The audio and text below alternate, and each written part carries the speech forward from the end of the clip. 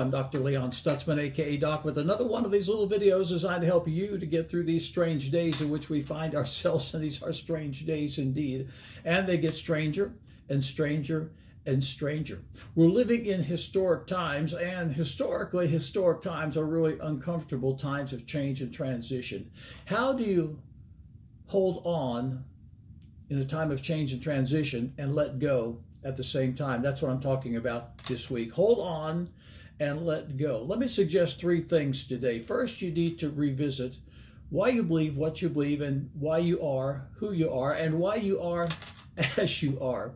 Every winter, it seems like every winter, I reread three books. I reread Rascal, I reread My Side of the Mountain, and I reread Ernest Thompson Seton's Two Little Savages. Now, if you're unfamiliar with those books, I wouldn't be surprised. The first is about a boy and his raccoon.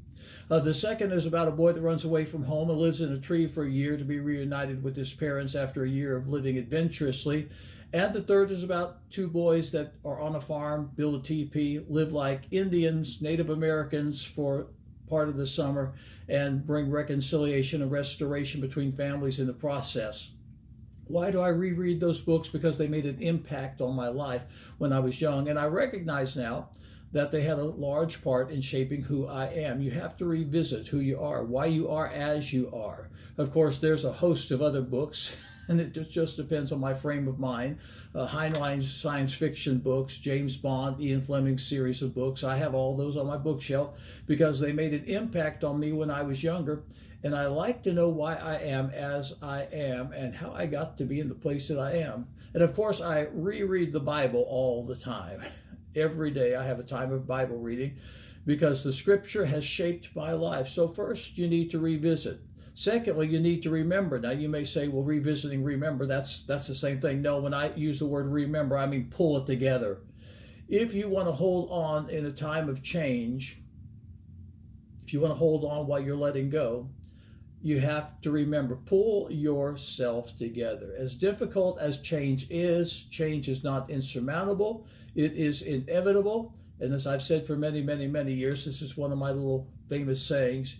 Change is inevitable, pain is optional. It's what you do with the change that determines whether you negotiate the change successfully or not. And I want you to negotiate your change successfully. The third thing I suggest, if you want to hold on while letting go, is renew. Renew your commitment to God.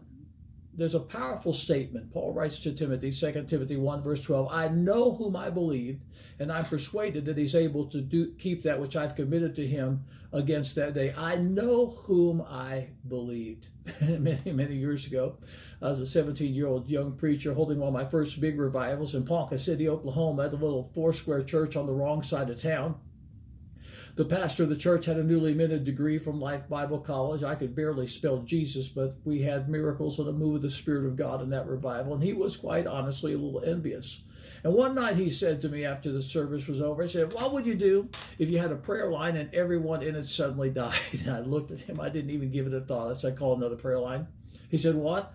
I said, I'd call another prayer line. If I have a prayer line and everyone in it dies, that doesn't change God. I know whom I believed, and I am persuaded that he's able to keep that which I've committed unto him against that day. What are you committing to God? Because if you're willing to commit it to God, God's able to keep it and will bring you through this time of change, and you can hold on while letting go. Because in a historic time, and once again, we're living in a historic time, you have to be able to hold on while you're letting go. I have some more thoughts on this Wednesday and Friday of this week. Next Sunday, react. Why? Because there's some things you have to do again. React. If you want to succeed in the times in which we find ourselves, if you want God's best for your life, you need to know how to react, when to react, and what reacting actually means. I'll share it with you Sunday morning at Aspire Church, online at aspirechurch.tv.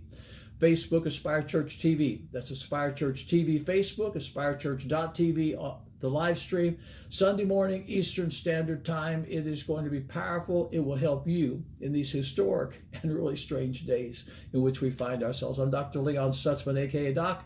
I'll see you again.